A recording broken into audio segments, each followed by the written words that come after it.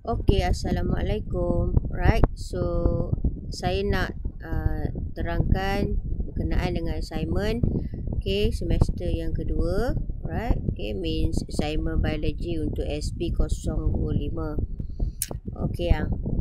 Assignment SB025. Kali ni kita akan ambil daripada topik yang pertama lah, iaitu biodiversity. Di mana objektif assignment ni, student should be able to create invitation card to explain classification of kingdom Animalia. Alright. Maknanya kalau you all tengok dekat sini, you all kena buat invitation card. Apa yang dikatakan dengan invitation card tu, saya akan jelaskan. Right. Untuk invitation card ni yang korang diberikan 5 jenis spesies haiwan, tetapi you all hanya perlu memilih salah satu daripada 5 spesies haiwan yang disenaraikan sahaja. So antara 5 spesies yang disenaraikan adalah Malayan tiger, Borneo orang utan, Malayan tapir, Malayan Sunda pangolin dan juga leatherback sea turtle. So korang hanya boleh pilih antara salah satu ni sahajalah. Binatang lain tak boleh. So sekarang ni, contoh korang dah pilih, ambil for example korang pilih Malayan tiger. So apa yang korang kena buat adalah invitation card untuk menerangkan berkenaan dengan haiwan yang kita pilih tadi. Contoh untuk menerangkan tentang Malayan tiger tadi. So dalam kad tu yang dia mesti ada 4 page. Kita kena ada front page, second page, third page dan juga back page. So total ada 4 page. So dalam setiap pages tu, contoh dekat front page, muka depan sekali kena ada title of assignment. Title of assignment ni nama binatang yang you all pilih tadilah. Contoh you all pilih Malayan tiger, tulis Malayan tiger. Lepas tu letak nama awak, matric number awak, dan juga lecturer kelas awak. Dan yang ketiga, pada front page tu korang kena letak table of mark. So yang saya buat ni, ini adalah table of mark yang korang kena letak sekali dekat front page. Ada organization of content, problem identification, ada analysis relation, analysis content dan juga application, dan juga ada ruang markah kat sini. Ikut je seperti yang saya state dekat sini. Ini semua kena ada dekat front page. Kita tengok dekat second page. Second page ni, korang kena letak hierarchy classification binatang yang awak pilih tu. Maknanya awak kena letak hierarchy classification Malayan tiger, contoh. So macam mana yang dikatakan dengan hierarchy classification yang ni. Inilah yang dikatakan hierarchy classification. Means awak kena buat macam ni.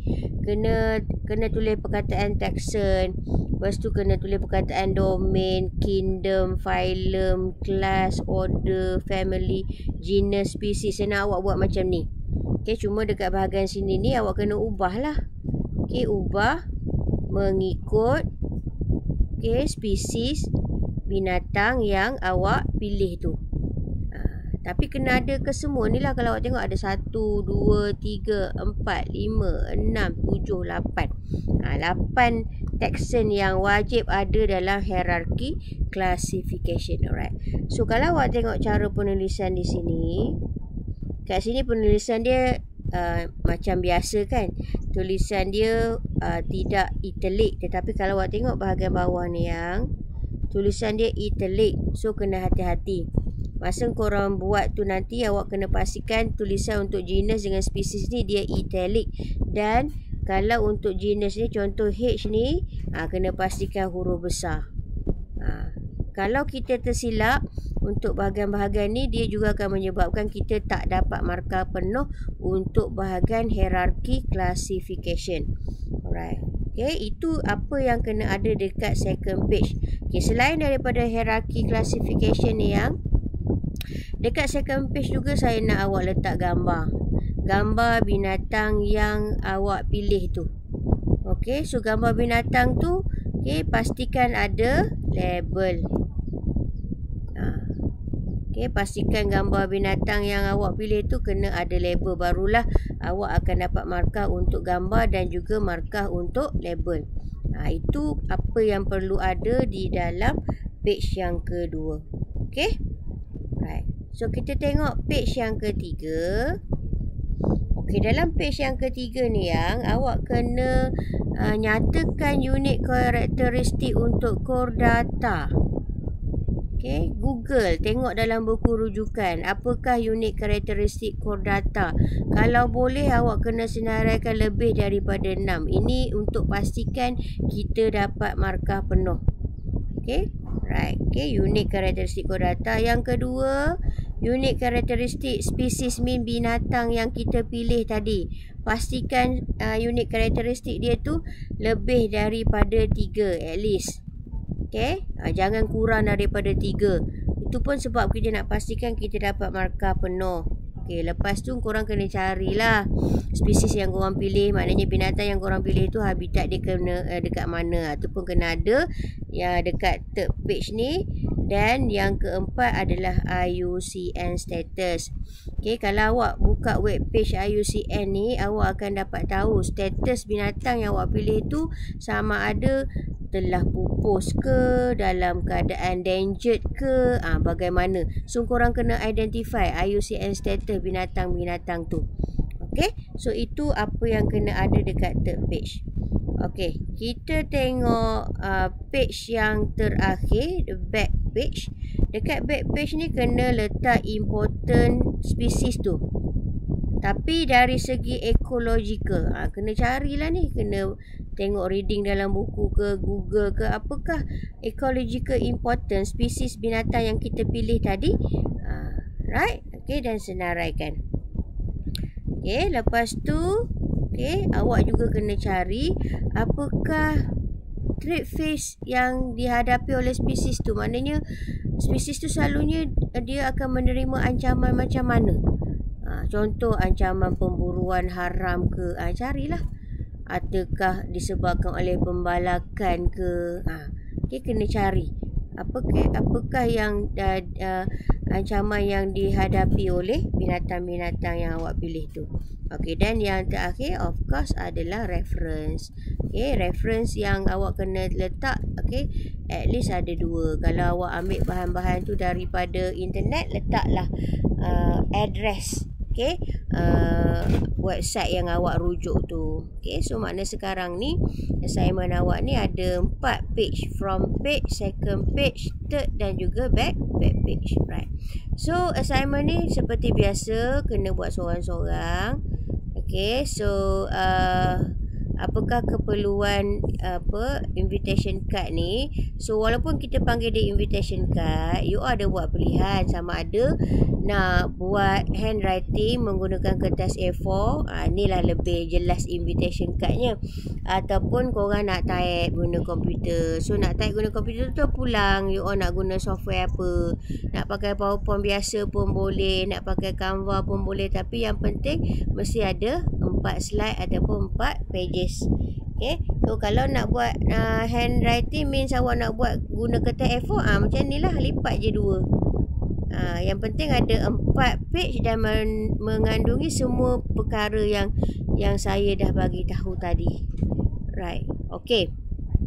So markah untuk assignment ni seperti biasa 30 markah, dan macam mana saya allocate 30 markah kepada assignment awak. Okay, yang pertama adalah berdasarkan organisation of content. Organisation of content ni biasanya saya akan bagi bonus mark je lah, sebab as long awak bagi saya invitation card yang cantik, yang teratur, so automatically you all akan dapat 6 markah. Biasanya lah kalau awak hantar pada saya invitation card yang tak sempurna, saya akan suruh awak buat semula. Right. And then lepas tu, okay, markah yang seterusnya adalah daripada problem identification, iaitu hierarchy classification tadi. lengkap semua hierarchy classification tu, awak akan dapat 6 markah. Okay, nanti saya akan tunjuk rubrik macam mana korang nak dapat 6 markah tu. Right, and then analisis bahagian relation pun, okay, ini merujuk kepada diagram dengan label, gambar tapir kita tadi dengan label, awak akan dapat 6 markah. Analisis content merujuk kepada unique karakteristik tadi. Kalau you all ingat unique karakteristik chordata, unique karakteristik spesies tadi kan, ni pun 6 markah. Dan yang kelima adalah application. Application ni merujuk kepada bahagian important dan juga trait tu. Right. So macam mana korang nak dapat 30 markah ni? Kalau you all tengok 30 tu ni kan, 6, 6, 6, 6. So total is 30.